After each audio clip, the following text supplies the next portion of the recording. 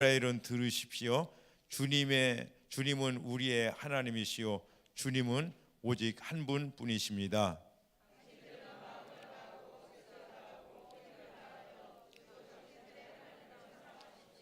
내가 오늘 당신들에게 명하는 이 말씀을 마음에 새기고 자녀에게 부지런히 가르치며 집에 앉아 있을 때나 길을 갈 때나 누워 있을 때나 일어나 있을 때나 언제든지 가르치십시오. 아멘. 우리 옆에 분하고 축복하며 인사하겠습니다. 하늘 복 많이 받으세요. 예. 하늘 복 많이 받으세요. 하늘 복 많이 받으세요. 예. 이 시간은 자녀 축복 통합 예배를 맞이해서 우리 초동구 목사님께서 말씀 전해 주시겠습니다. 나오시죠.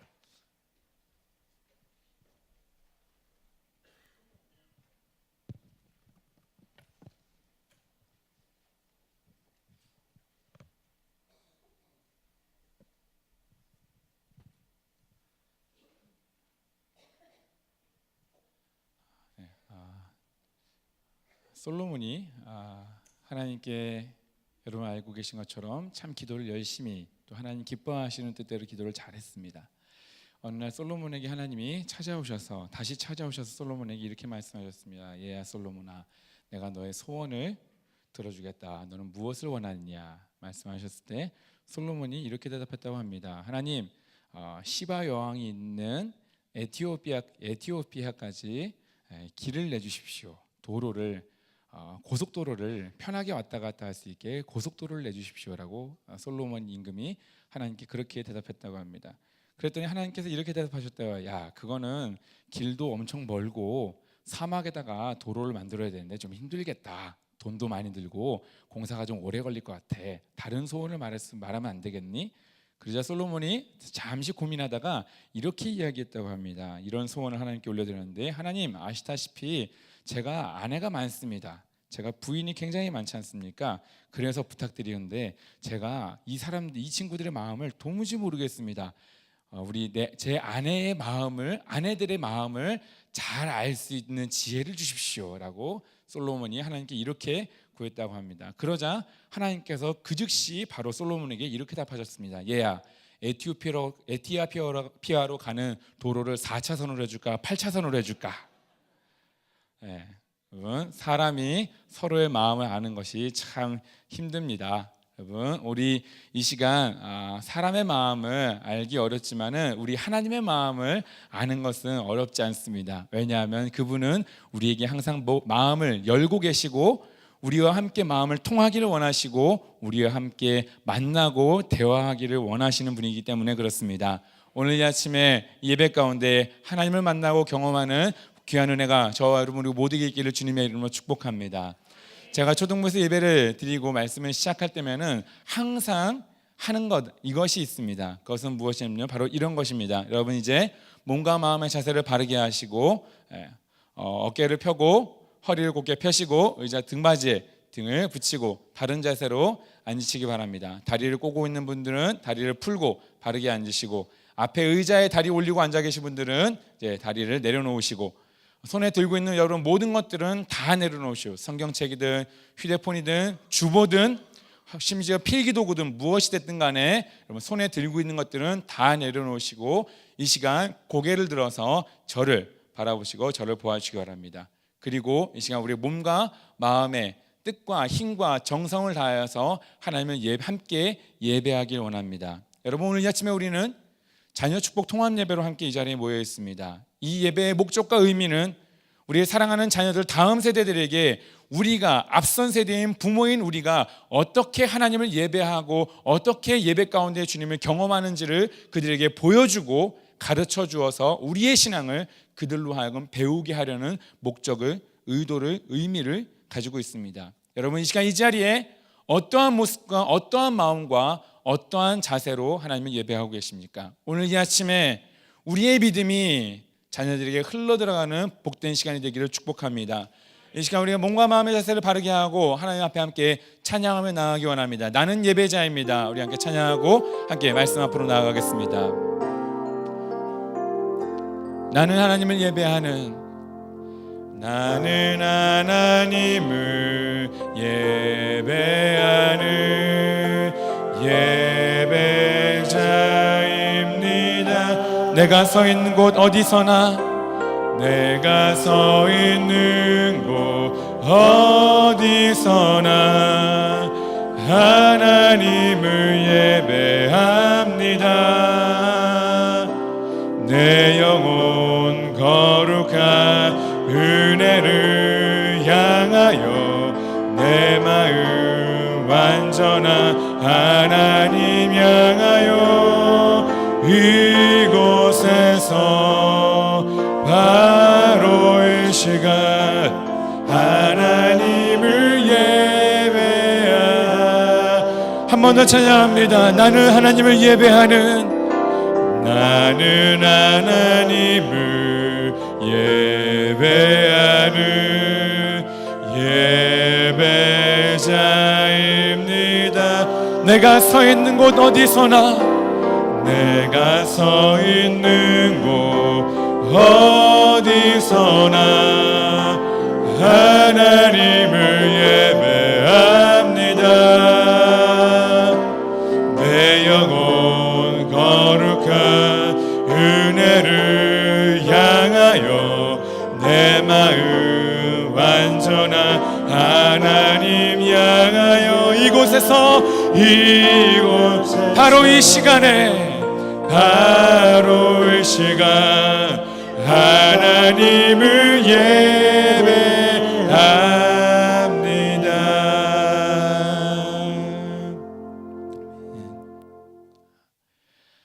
하나님은 모세에게 율법을 알려주셨고, 그 율법을 통하여서 하나님의 백성이 어떠한 삶을 살아야 하는지에 대해서 알려주셨습니다. 그리고 모세는 하나님께로부터 전달받은 그 율법을 이스라엘 백성들에게 그대로 전해주었습니다.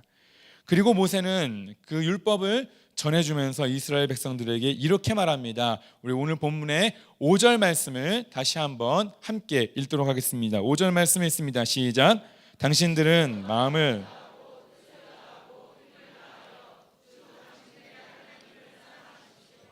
아멘. 마음을 다하고 뜻을 다하고 힘을 다하여 주 당신들의 하나님을 사랑하십시오. 사랑하는 은혜왕성의 가족과 권성 여러분, 우리 하나님을 사랑하십시다. 우리의 마음과 뜻과 힘을 다하여 하나님을 사랑하는 우리 모든 은혜왕성 가족이 되기를 축복합니다.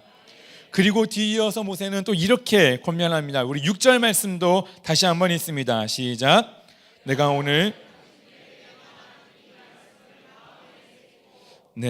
오늘 명하는 이 말씀을 우리의 마음에 새길 것은 모세는 또한 우리에게 당부하고 있습니다.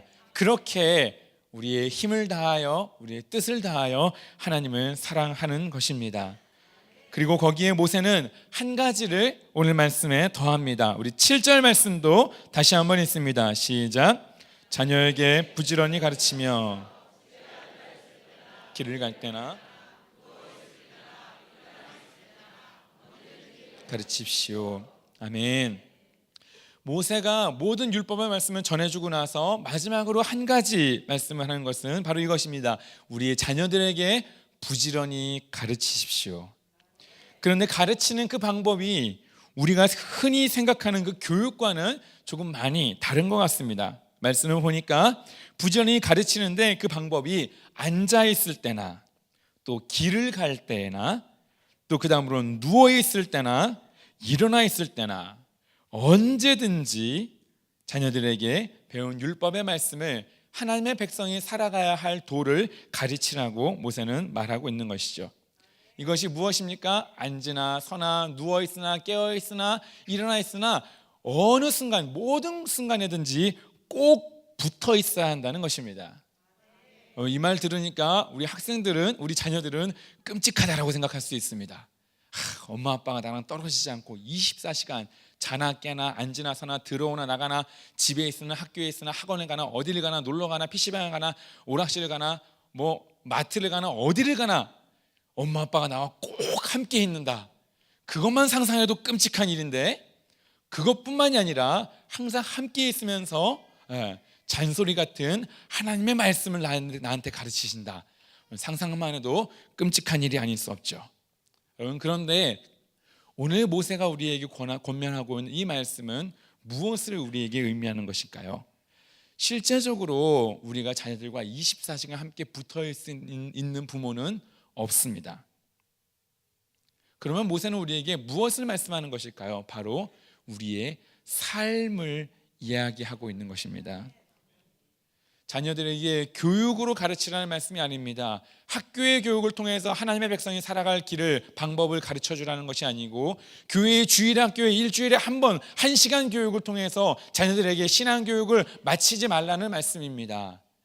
우리 부모의 삶으로 자녀들에게 하나님의 말씀을 보여주고 이렇게 사는 것이라는 것을 자녀들에게 보여주어 가르치라는 말씀입니다. 우리는 이것을 가르쳐서 전수라고 부릅니다. 신앙은 교육이 아니라 전수입니다. 교육에 대한 정의를 찾아보니까 이렇게 기록되어 있습니다. 교육은 능력을 이끌어내는 것, 보다 바람직하게 살기 위한 것. 또 이렇게 되어 있습니다. 강제의 일종. 좀 재밌는 정의죠. 또 이렇게 표현합니다. 사회의 재생산. 이것이 바로 교육이다라고 정의를 하고 있습니다. 그러면 전수는 무엇일까요? 전수는 한자로 오로지 전자에 받을 숫자를 사용하여서 온전히 받는 것, 온전하게 전해받는 것을 가리켜서 전수라고 사전에서는 정의를 하고 있습니다. 여러분, 우리의 자녀들은 참 소중합니다. 하나님도 자녀들을 가장 소중하게 여기십니다. 유대인들의 전승을 기록해 놓은 미드라시라는 책이 있는데 그 책을 보게 되면은 이스라엘 백성들이 하나님으로부터 율법의 말씀을 받을 때 이런 이야기가 기록되어져 있습니다. 하나님께로부터 율법의 말씀을 전해들은 이스라엘 백성들이 하나님 앞에 맹세하고 서약합니다. 주님, 율법의 말씀을 우리에게 주셔서 감사합니다. 우리가 이 말씀을 잘 지키고 순종하며 살겠습니다. 그리고 우리의 이 약속을 이것으로 보증하기 원합니다 라고 말하면서 이스라엘 백성들이 이렇게 이야기합니다. 하나님, 주님이 주신 율법의 말씀을 잘 지킬 것을 우리의 전 재산을 걸고 하나님 앞에 맹세합니다. 서약합니다. 그런데 하나님께서 그들의 이스라엘 백성들에게 이렇게 말씀하십니다. 아니, 나는 너희들의 맹세를 받지 않을 거야. 너희들의 전 재산을 걸고 하는 그 맹세를 나는 받을 수가 없어. 그것으로는 충분하지 않아 라고 이스라엘 백성들에게 하나님이 말씀하셨습니다. 다시 이스라엘 백성들이 하나님께 말씀드립니다. 하나님, 그러면 하나님이 주신 율법의 말씀을 우리의 생명을 걸고 우리의 목숨을 걸고 잘 지켜나가겠습니다. 우리의 서약을 받아주십시오. 그런데 또 이번에도 역시 하나님께서는 동일한 대답을 하십니다. 아니, 너희의 생명을 걸고 내 말씀 율법을 지키기로 맹세하고 서약한다 할지라도 그것으로는 충분하지 않다라고 하나님이 말씀하십니다. 마지막으로 이스라엘 백성들이 이렇게 하나님 앞에 말씀드립니다. 주님, 그러면 우리의 자녀들을 두고 하나님 앞에 율법을 지킬 것을 맹세하겠습니다. 우리의 자녀들에게 대대손손 주신 율법의 말씀, 하나님의 말씀을 가르쳐주고 그들로 하여금 지키게 하겠습니다. 그제서 하나님은 그들의 맹세와 서약을 좋다라고 받아주셨습니다. 자녀들은 참 소중합니다. 하나님께서도 우리의 자녀들을 이렇게 소중하게 여기시죠. 또 자녀들은 부모를 닮습니다. 자녀가 어떻게 부모를 닮는지에 대해서 준비한 짧은 동영상이 있습니다. 우리 함께 사진으로 구성되어 있는 그 짧은 동영상을 우리 함께 잠시 보도록 하겠습니다.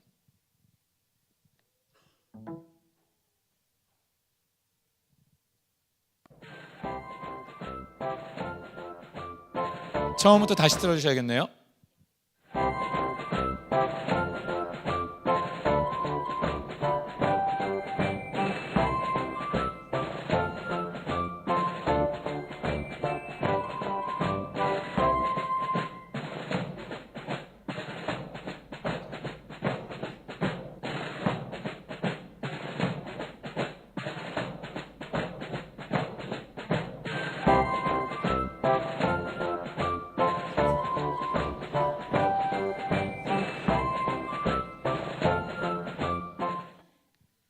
네, 여러분들의 가정은 어떠신가요?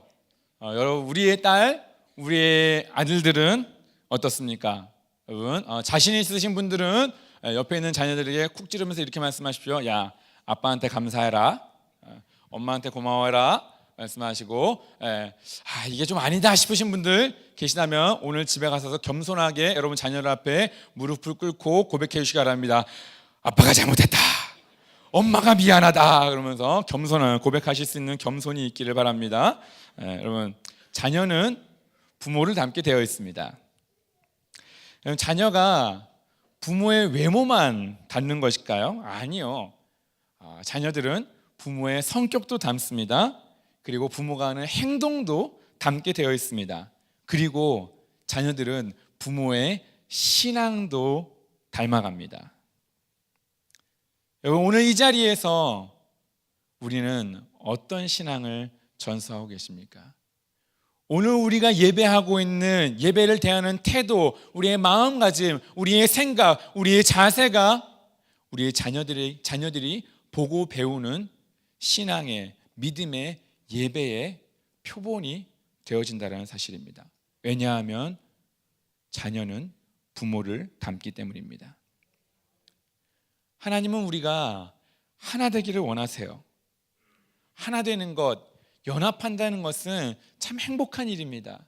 가정이 하나 되는 것, 목장이 하나 되는 것, 교회가 연합하는 것, 그것이 얼마나 즐겁고 행복하고 기쁜 일인지요.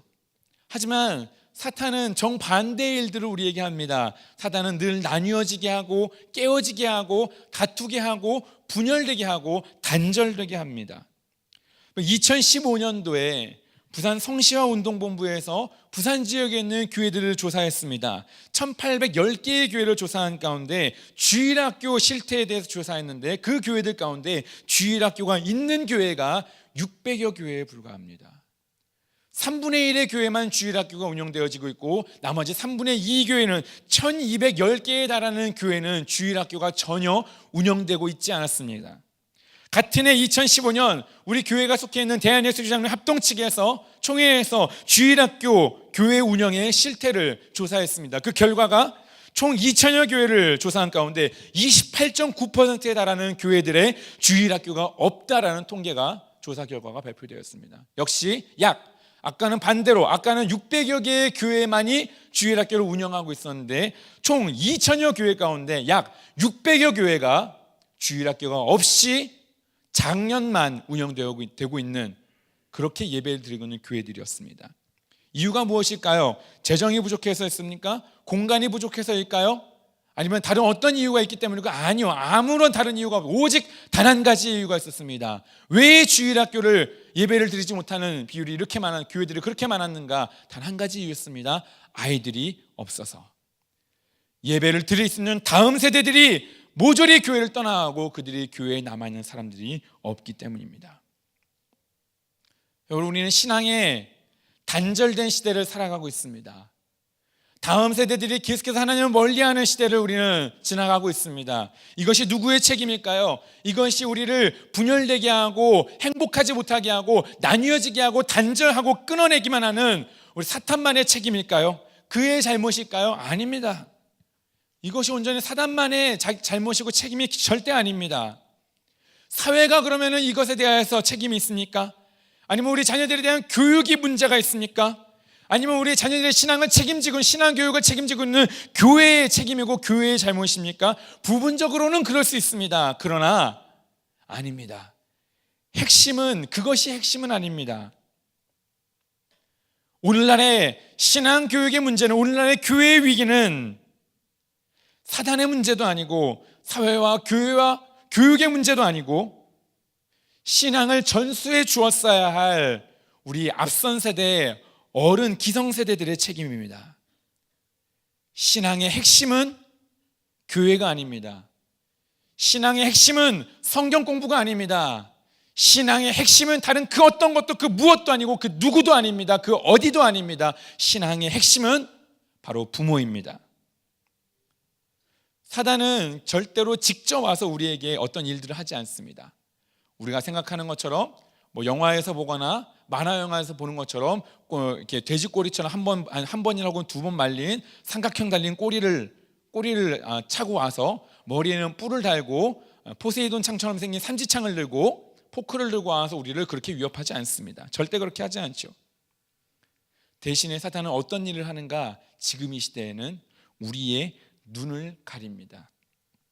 보지 못하게 합니다. 보지 못하다 보면 어떤 일이 생기게 되죠? 자연스럽게 잊어버리게 됩니다. 우리는 하나님의 말씀을 잘 들었습니다. 그의 말씀을 우리의 마음 가운데, 모세가 말씀하고 있는 대로 우리의 마음 가운데 잘 새겼습니다. 우리에게 주셨던 우리 믿음의 선조들이, 우리의 신앙의 부모들이 우리에게 주셨던 믿음을 잘 지켰고 우리의 마음에 새겼고, 그리고 그 말씀대로 열심히 살았습니다. 그런데 거기에서 멈춰버렸습니다. 오늘 본문의 말씀 4절로부터 6절까지의 말씀에 우리는 최선을 다했습니다. 그렇게 우리는 하나님께 복을 받고 우리의 자녀들도 넘치는 하나님의 은혜를 입었습니다. 그런데 사단이 우리에게 어떠한 일을 했습니까? 오늘의 7절 말씀을 보지 못하게 만들었습니다. 7절 말씀을 잊어버리게 만들었습니다. 우리의 신앙을 다음 세대에게 전수하는 것을 잊어버리게 만들었습니다. 우리에게 주신 하나님의 말씀을 우리는 잊어먹었습니다. 그리고 그렇게 우리의 다음 세대도 잊어버렸습니다. 오늘 함께 읽은 본문의 말씀 4절의 말씀 가운데 3계절 75%는 우리 너무너무 잘 지켰습니다. 최선을 다해서 열심히 했습니다. 그런데 마지막에 있는 한 절을 우리는 잊어버렸습니다. 그 25%를 우리는 잊어버렸습니다. 그래서 다음 세대들이 신앙을 버리고 있습니다. 우리의 자녀들이 하나님을 떠나고 있습니다. 유치부에서 초등학교에서 중학교, 고등학교, 대학교를 올라가고 사회에 진입할 때마다 우리의 자녀들이 추풍낙엽처럼, 가을바람에 불어오는 떨어지는 낙엽처럼 교회를 떠나고 신앙을 버리고 세상으로 자기가 원하는 대로 나아갑니다. 어떻게든 믿음을 지켜서 살아보려고 노력하는데, 결혼을 하고 싶은데 도저히 믿음의 배우자를 찾기가 어려워서 하다 못해서 애쓰고 노력하다가 견디고 버티다 못해서 결국에는 믿지 않는 배우자를 만나고, 그리고 심지어 결혼한 이후에 신앙을 떠나고 믿음을 저버리는 사람들도 너무나 많이 있습니다. 인생의 전환기를 거쳐갈 때마다 우리의 다음 세대들은 하나님으로부터 점점 멀어지는 위기를 맞이하고 있는 것입니다. 우리가 잊어버린 7절을, 우리의 잊어버린 그 25%를 다시 찾아낼 수 있기를 간절히 원합니다. 처음 우리가 잊어버린 것은 25%였습니다. 4절 가운데 한 절이었습니다. 하지만 지금은 그것이 부산 지역에서는 벌써 60%가 진행이 되었고, 대한예수교 장로회 합동 측에 썼던 모든 교회들에서는 이미 30%가 넘게 진행이 되었습니다. 이것이 더 얼마나 높은 숫자로 진행될지, 되어져 나갈지는 아무도 모르겠지만, 확실한 것은 우리가 계속해서 신명기 6장 7절의 말씀을 우리가 보지 못하고 그 말씀을 기억하지 못하고 우리의 25%를 잊어버리고 있는다면 사탄은 절대로 자기의 해야 할 일들을 멈추지 않을 것이라는 사실입니다. 우리가 함께 시작해야 합니다. 어떻게 잃어버린 이 25%를, 어떻게 잊어버린 이 한 절을 찾아갈 수 있을까요? 그것은 우리가 함께 하는 것입니다. 지식을 교육하는 것이 아니라 삶을 전수하는 것입니다. 부모와 자녀가 함께하는 이 통합 예배의 의미가 거기에 있고, 그렇기 때문에 이 자녀 축복 통합 예배가 우리에게 그렇게 소중한 예배인 것입니다. 할 일 많고 바쁜 이 시대 가운데 부모와 자녀가 시간을 들이고 함께한다는 것은 큰 숙제이고 엄청난 어려움입니다.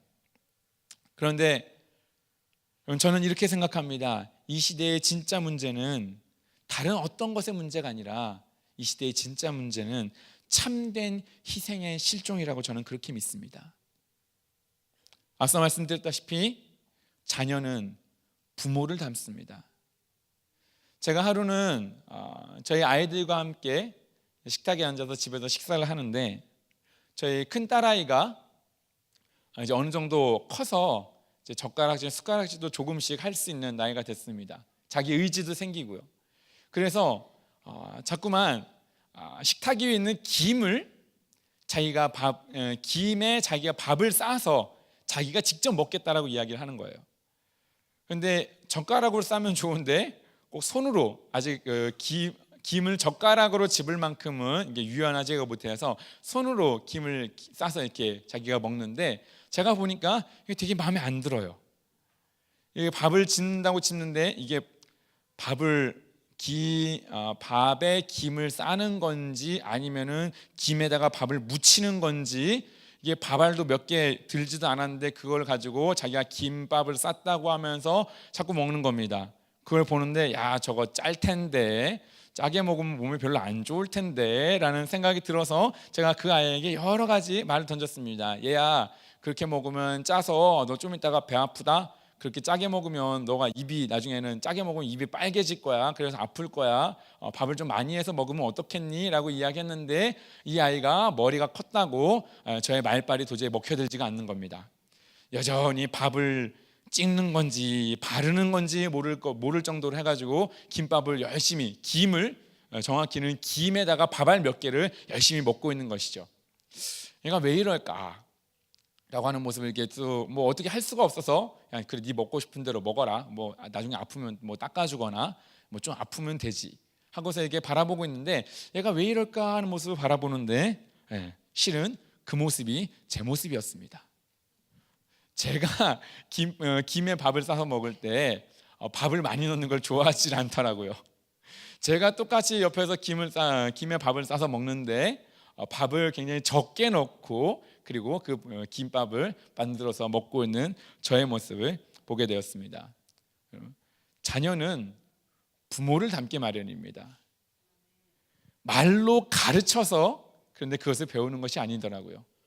엄마 아빠가 어떻게 하는지 그 모습을 보고 그것을 배우는 것입니다. 그러면 제가 저희 딸아이가 김밥에 밥을 많이 넣고 부모가 보기에 흡족할 만큼 김밥을 예쁘게 잘 싸서 먹게 하려면 어떤 방법을 하면 될까요? 딱 한 가지 방법이 있습니다. 그것은 무엇이냐면 제가 그 아이가 보는 앞에서 밥을 많이 넣고 김밥을 싸서 먹으면 됩니다. 그 모습을 계속 보여주면 됩니다. 그러면 저는 김밥에 밥을 많이 넣어서 먹는 걸 그리 좋아하지 않습니다. 그런데 저희 아이에게 제가 원하는 좋은 영향력을, 좋은 변화를 일어나게 하려면 저에게 무엇이 필요한 것이죠? 제가 좋아하지 않더라도 그것을 하는 작은 희생이 필요한 것입니다. 사람은 말로 변화되지 않습니다. 사람은 교육으로 바뀌어지지 않습니다.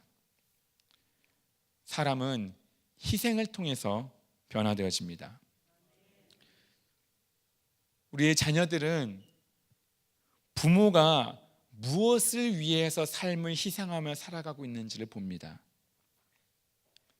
그리고 자기가 보고 경험한 것들에 따라서 부모를 따라 자기들의 삶을 결정합니다. 돈이, 교육이, 다양한 많은 경험이, 뛰어난 재능이 혹은 그 다른 어떤 것들이 사람을 감동시키고 사람을 변화시키지 못합니다. 사람을 감동시키는 것 그리고 사람을 변화시키는 것은 오직 희생뿐입니다. 그러면 우리가 무엇을 어떻게 해야 할까요? 우리의 희생을 보고 배우게 하여서 우리가 전수해 주어야 할 신앙의 모습은 무엇일까요? 저는 그것이 우리 가정교회의 새 축이라고 저는 그렇게 믿습니다. 가정교회의 새 축이 무엇이죠? 목장예배, 연합예배, 그리고 삶공부입니다. 목장예배, 연합예배, 그리고 삶공부, 이 가정교회의 새 축을 소중히 여기는 그러한 우리의 모습들을 자녀들에게 보여줄 때 자녀들은 우리의 그 희생과 헌신을 보고 배우며 우리와 같이, 아니 우리보다 더 풍성한 하나님을 알아가게 될 것입니다. 그럼 어떻게 우리의 이 세 축을 소중하게 여길 수 있을까요? 예배 10분 전에 나와서 먼저 예배를 준비하는 모습을 보여주고 먼저 기도로 예배를 준비하는 모습을 보여주실 수 있다면 여러분, 우리가 평소에 나오는 예배에 정확하게 딱 맞춰 나오는 시간보다 10분의 희생을 조금 더 드려서 그 10분의 희생하는 모습을 우리의 자녀들에게 보여주고 전수해 줄 수 있다면, 여러분, 그 작은 10분을 사랑하는 우리의 자녀들을 위하여서 희생해 보지 않으시겠습니까? 예배 자리에, 이 시간에 예배하는 모습을 우리 자녀들과 함께 예배할 때에 내가 어떻게 하나님을 예배하는지, 내가 어떻게 하나님을 사모하는지, 내가 얼마나 은혜를 갈망하는지 진실한 모습을 보여줌을 통해서, 그 작은 희생을 통하여서 우리 자녀들에게 감동을 주지 않으시겠습니까? 예배에 오면서 시간이 늦어서 헐레벌떡 오시느라 간혹 가다가 보면은 여기 교회 앞에 횡단보도를 건너실 때 주일 오전에 무단횡단을 하시는 경우도 있는 것 같습니다. 또는 너무 급하게 오시다 보니까 주차할 자리를 적당하게 찾지 못해서 긴급하게 대서는 안 될 자리인 것을 알면서도 부득이하게 차량을 주차를 하시고 올라오시는 경우도 있는 것 같습니다. 예, 좋습니다. 예배 시간에 늦지 않게 제 시간에 맞춰 오시려는 노력도 참 좋은 모습이지요. 하지만 교회 안에서의 모습뿐만 아니라 교회 밖에서의 모습도, 믿는 자로서의 그리스도인답게 살아가는 삶의 모습을, 그 작은 우리의 희생과 헌신을 우리의 자녀들이 눈여겨보고 그 삶을 배울 수 있지 않을까요? 여기 계신 모든 우리의 부모 세대 되신 분들께 제가 주님의 마음으로 여러분들에게 도전하기 원합니다. 함께 잊어버린 25%를 찾아가십시다. 여러분께 부탁드립니다. 정말 여러분들에게 간곡히 부탁드립니다. 여러분, 포기하지 말아 주십시오. 우리의 다음 세대들을, 우리의 자녀들을 포기하지 말아 주십시오. 우리의 신앙의 전수들을, 주님이 우리에게 맡기신 그 가장 막중한 사명을 포기하지 말아 주시고 잊지 말아 주십시오. 아직 끝나지 않았습니다. 아직 우리에게 희망이 있습니다. 무성하고 아름답던 나무가 베어 넘어졌을지는 모르겠지만 우리의 자녀들이 아직 그래도 우리에게는 이 자리에 함께 앉아있고 예배 자리에 앉아있는 남아있는 우리의 자녀들, 우리의 그루터기들이 있습니다. 지금 이 자리에 있는 우리의 자녀들이, 우리의 다음 세대가 하나님 나라의 희망이요, 이 교회의 미래이며 우리의 소망입니다. 우리가 보지 못했던, 우리가 잊고 있었던 그 7절을 제가 말씀드릴 때 잃어버린이라는 표현을 사용하지 않았습니다. 대신에 잊어버린이라는 표현을 계속해서 의도적으로 사용했습니다. 여러분, 잃어버린 것은 찾을 수도 있고 찾지 못할 수도 있는 것을 가리켜서 잃어버린 것이라고 부릅니다. 하지만 잊어버린 것은 다시 기억하기만 하면, 다시 보기만 하면 얼마든지 다시 찾아낼 수 있는 것입니다. 여러분, 우리는 말씀을 잃어버리지 않았습니다. 사단은 우리에게 거짓말합니다. 우리를 속입니다. 너희는 잃어버렸어. 너희는 희망이 없어. 너희는 이제 끝났어라고 우리에게 그렇게 이야기합니다. 아니요. 하지만 그렇지 않습니다. 우리는 잃어버리지 않았습니다. 우리는 단지 잊어버렸을 뿐입니다. 다시 기억하면 우리는 잊어버린 그것을 찾아낼 수 있습니다. 우리의 보석들을 다시 아름답게 빛나도록, 반짝이도록 빛낼 수 있습니다. 여러분, 우리 함께 다시 그 일들을 시작하지 않으시겠습니까? 여러분, 이 자리에 함께 있는 자녀된 우리 학생들, 여러분들에게는 정말 미안합니다. 진심으로 미안합니다. 여러분, 오죽하면 여러분들이 그렇게 마음을 닫고, 여러분, 그렇게 차가운 모습들로 여러분 그 자리에 앉아 있겠습니까? 오죽했으면 여러분들이 희망이 없다고, 소망이 없다고 그렇게 절망하며 낙심하는 마음을 가지고 여러분들이 이 자리에 그렇게 앉아 있겠습니까? 여러분들의 잘못이 아니에요. 우리 어른들의, 앞선 부모 세대들의 잘못입니다. 여러분, 미안합니다. 여러분들도 희망이 없는 시대라는 걸 여러분들이 너무나 잘 알고 있잖아요. 소망이 없다라는 이 시대라는 것을 알고 있잖아요. 오죽하면 아이들을 침몰해 나가는 뱃속의 배 안에다가 방치하고 자기만 빠져나오는 말도 안 되는 일이 오죽하면 그런 일들이 일어나겠습니까? 오죽하면 초등학생 여자아이가, 그 어린아이가 무서운 줄도 모르고 두려운 줄도 모르고 겁도 없이 태연하게 자기 친구를 죽음에 끌어들여서 죽이는 그러한 일에 동조하는 그런 일들이 일어나겠습니까? 죄의식조차도 없이 말이죠. 여러분, 우리 다음 세대들, 자녀된 여러분들에게 주님의 마음으로 부탁하건대 그렇다고 해서 여러분 포기하지는 맙시다. 너무나 잘못되고 엉망인 모습들을 우리가 보아왔지만 여러분, 우리가 지금까지, 여러분들이 지금까지 보아온 그것이 믿음의 전부가 아닙니다. 여러분들이 경험한 그것이 하나님의 전부가 아닙니다. 결국 희망은 하나님뿐입니다. 보고 배우며 믿음으로 자라가십시오. 믿음으로 살아가십시오.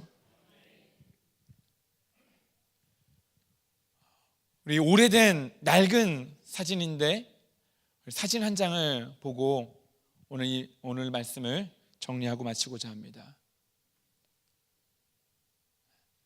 그럼 이 사진 어디선가 본 기억이 있으신가요? 아니면 이 사진을 볼 때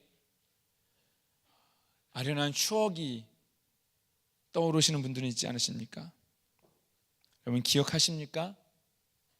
이 사진 속에 있는 어머니의 모습이 우리의 부모님의 모습이었습니다.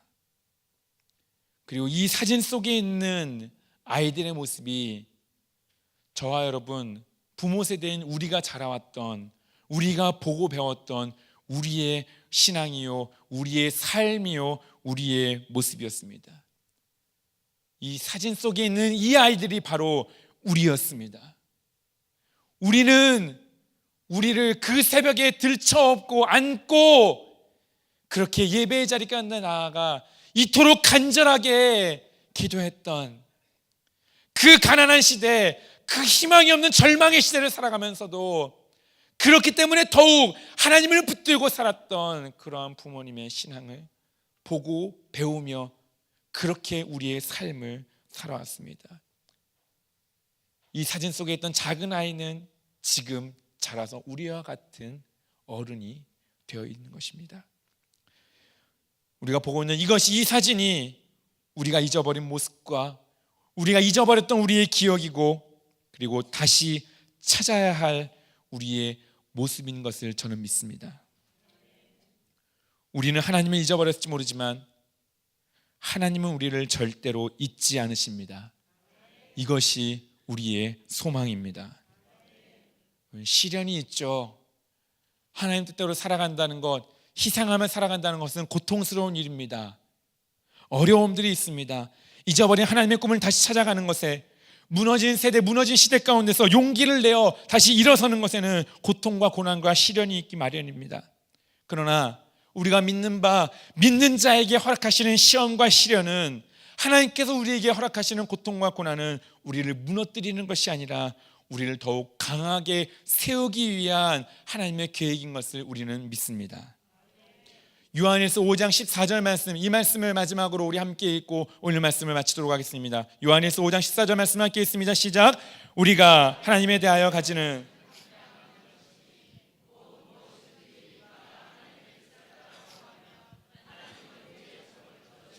것입니다. 아멘. 하나님의 소원, 하나님의 뜻하신 바, 하나님의 소원을 그 염원하시는, 하나님의 갈망하시는 뜻을 따라 우리 함께 구하며 잊어버린 25%를 회복해 나가고 찾아 나가는 우리 모두가 되기를 주님의 이름으로 축복합니다. 하나님은 우리를 응원하십니다. 오늘 이 말씀을 준비하는 가운데 하나님께서 제 마음 가운데 주셨던 찬양의 고백이 있습니다. 힘겨운 날들을 살아가게 될 겁니다. 희생하며 살아가는 삶으로 보여주고 전수하는 삶을 살아간다는 것은 우리에게 엄청난 도전이 될 것입니다. 그런 가운데 하나님 우리에게 이렇게 말씀하십니다. 나는 너를 응원한다. 나는 너를 응원한다. 하나님 우리를 고아와 같이 버려두지 아니하시고 험한 세상 일을 갈 때 우리와 나와 항상 함께 하시겠다. 주님이 나와 동행하시겠다 약속하셨습니다. 그 약속의 말씀을 믿는 자들의 고백이 이런 것 같습니다. 가사의 고백을 제가 한번 여러분들에게 읽어드리도록 하겠습니다. 내게 허락하신 시련을 통해 나의 믿음 더욱 강하게 자라나고 험한 산과 골짜기 지나는 동안 주께 더 가까이 나를 이끄시네. 내가 겪는 시험이 어렵고 힘겨워도 내 주님보다 크지 않네. 내 앞에 바다가 갈라지지 않으면 주가 나로 바다 위를 걷게 하시리라. 그리고 이렇게 고백합니다. 나는 믿네. 주의 능력으로 내 삶 새롭게 되리. 나는 믿네. 주의 능력으로 담대히 나아가리라. 주와 함께 싸워 승리하리라. 날마다 믿음으로 나 살아가리라. 우리의 희생의 삶을 두려워하지 아니하시고 우리의 믿음의 삶을, 아름다운 신앙의 삶을, 우리가 보고 배웠던 그 능력의 삶, 그 복된 삶을 잊어버린 25%를 회복하며 날마다 주의 능력을 힘입어 주와 함께 동행하며 승리의 삶을 살아가시는 저와 여러분 우리 모두가 되기를 주님의 이름으로 축복합니다. 이 시간 그러한 믿음의 고백을 담아 우리 이 시간 이 찬양을 함께 고백하며 나아가기 원합니다. 내게 허락하신 시련을 통해, 내게 허락하신 시련을 통해 나의 믿음 더욱 강하게 자라나고 험한 산과 골짜기 지나는 동안 주께 더 가까이 나를 이끄시네. 내가 겪는 시험이 어렵고 힘겨워 내 주님보다 크지 않네. 내 앞에 바다가 갈라지지 않으면 갈라지지 주가 나로 바다 위 걷게 하시리라. 걷게 하리. 나는 믿네. 주의 능력으로 내 삶 새롭게 되리. 나는 믿네. 주의 능력으로 담대히 나가리라. 주와 함께 싸워 승리하리라. 날마다 믿음으로 나 살아가리. 나는 믿네. 나는 믿네. 주의 능력으로 내 삶 새롭게 되리. 나는 믿네. 주의 능력으로 담대히 나가리라. 주와 함께 싸워 승리하리라. 날마다 믿음으로 나 살아가. 나는 믿네. 나는 믿네. 주의 능력으로 내 삶 새롭게 되리. 나는 믿네. 주의 능력으로 담대히 나가리라. 주와 함께 싸워 승리하리라. 날마다 믿음으로 나 살아가리. 우리 앞에 바다가 있습니다. 내 힘으로는 도저히 건널 수 없는 인생의 바다들이 있습니다. 내 노력과 능력으로는 도저히 어떻게 해볼 수, 시도조차 해볼 수 없을 것 같은 그런 불가능한 삶의 문제들이 바다처럼 우리 앞에, 내 앞에 있습니다. 우리는 그때마다 주님께 기도합니다. 간구합니다. 하나님, 이 바다에 길을 열어 주옵소서. 능력을 나타내 보여 주옵소서. 이 바다에 길을 내셔서 나를 하여금 그 길을 걸어가게 하옵소서.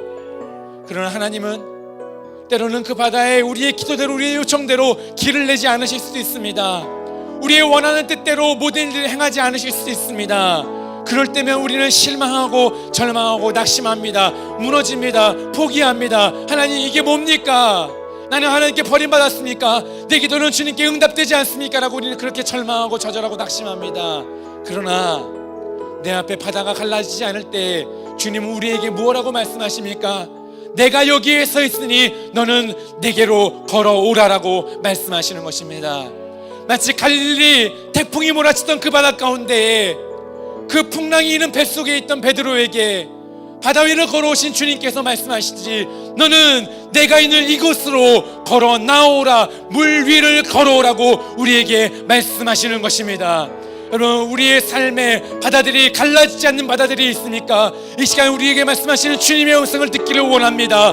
그 바다 위로 걸어오라 말씀하시는 주님의 음성을 듣기를 원합니다. 그리고 그 말씀에 순종하여 불가능한 그 바다 가운데로 우리의 믿음의 발걸음을 옮겨나가길 원합니다. 우리의 희생의 삶을 살아가길 원합니다. 잊어버린 25%를 회복하는 그 발걸음을, 믿음의 걸음을 옮겨놓기를 원합니다. 하나님, 능력을 주옵소서. 주님, 함께하옵소서. 잊어버린 것을 찾아갈 수 있는 은혜를 주옵소서. 우리의 자녀들을 기억하여 주옵소서. 우리 주여 세 번 부르고 아침에 간절히 기도하십니다. 주여, 주여, 주여. 하나님, 이번 이 시간에 우리와 함께 기도합니다. 하나님, 우리 앞에 있는 하나님의 문제, 하나님의 어려움의 시련의 바다들을 주 앞에 올려놓고 나아갑니다. 주의 능력으로 우리의 삶을 새롭게 하시고, 주의 능력으로 우리를 건강하게 나아가게 하시고, 주 앞에 나아가는, 하나님 앞에 나아가는 우리 모두가 되게 하옵소서. 주의 능력으로, 주의 은혜로 살아가는 우리 모두가 되게 하옵소서. 주의 공의를 입으며 나아가는 우리 모두가 되게 하옵소서. 주시옵소서.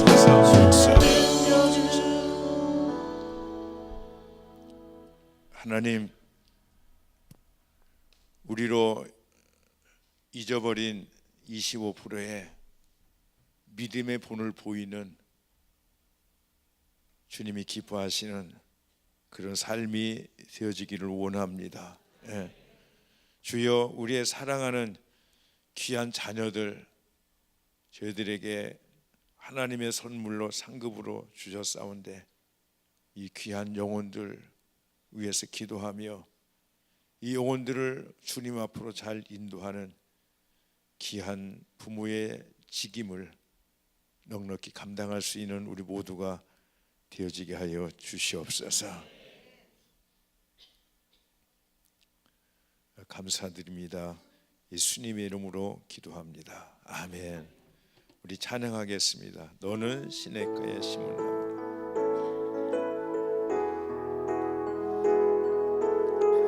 우리 자녀들을 축복하시며 찬양하십니다. 너는 시냇가에 심은 나무라. 하나님의 사랑 안에 믿음